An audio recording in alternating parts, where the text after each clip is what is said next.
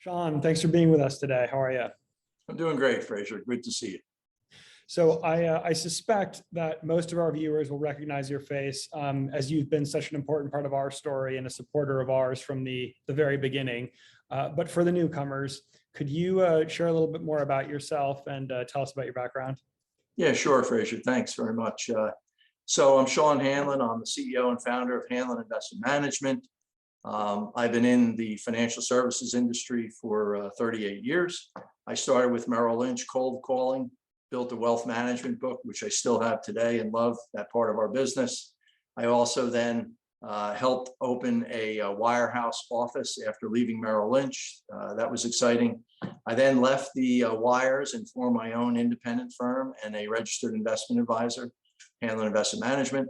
And that firm went on to become an asset manager. We also bought, improved, and sold a wealth management software platform.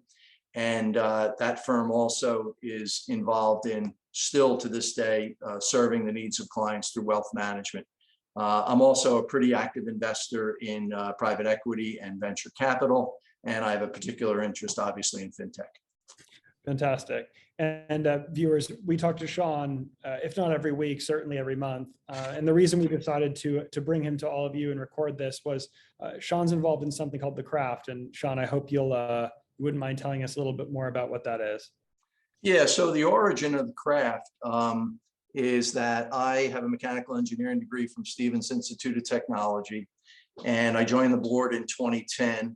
And shortly thereafter, we came up with an idea for the Hanlon Financial Systems Center. And the basis was that we thought that the combination of financial services and technology was definitely going to happen. And it's a shame we were so wrong, right? But so the Hanlon Financial Systems Center was born. It's been marvelously successful. There's 2 laboratories there. It supports faculty, students, researchers, and a lot of curriculum and program work there. But because of that, there was a need that Stevens saw out there from the federal government, the National Science Foundation, to bid to open up the first ever Center for Research for the Advancement of Financial Technology. So it's very, very exciting. The NSF has about 80 of these centers around the country, but none of them funded by the NSF are in finance. And this is the first one. So Stevens, in joint with RPI, started the Craft Center. So that's sort of the background on it. Well, congratulations.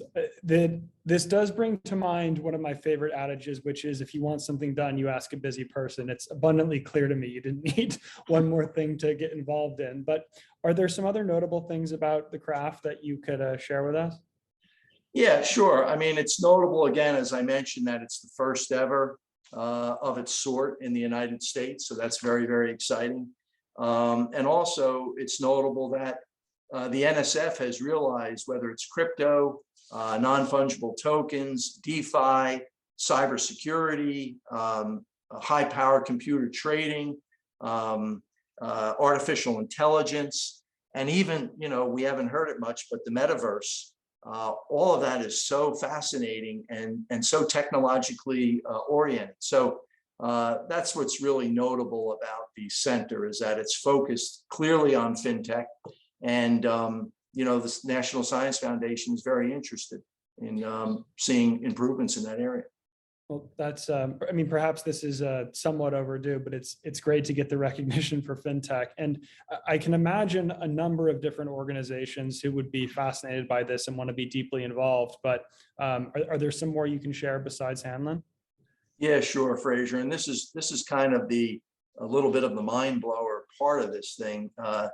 So we went out and solicited memberships for the Craft, and it was, quite frankly, almost overwhelming. We've got Goldman Sachs, UBS, Vanguard, Schwab, Bank of America as some of the big names that your viewers would recognize, and then a ton of smaller names that if I said them, they would recognize them most likely, as well as government entities and some other development authorities here in New Jersey. So it's just fascinating and so exciting. And you guys know how exciting fintech is these days.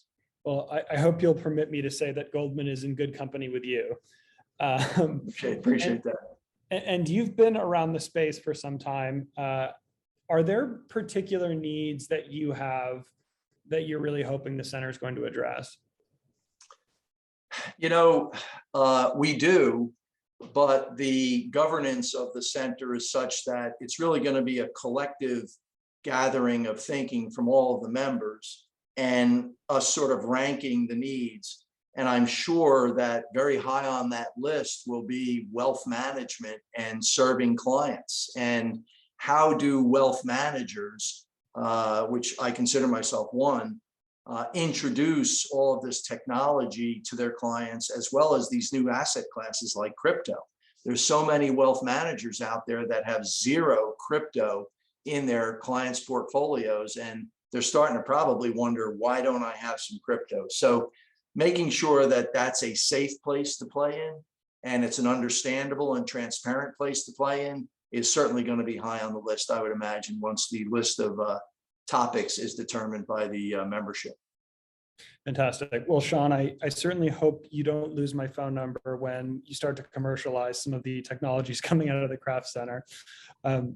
Thank you so much for coming on the show as well. And I mean, we'll be catching up soon, but perhaps we'll have to do this again later in the year and get an update on the progress at the Craft. Yeah, appreciate it, Fraser. And Vestigo Ventures and you will be on my first call when I see anything really exciting. Fantastic. Bye for now. All right, take care.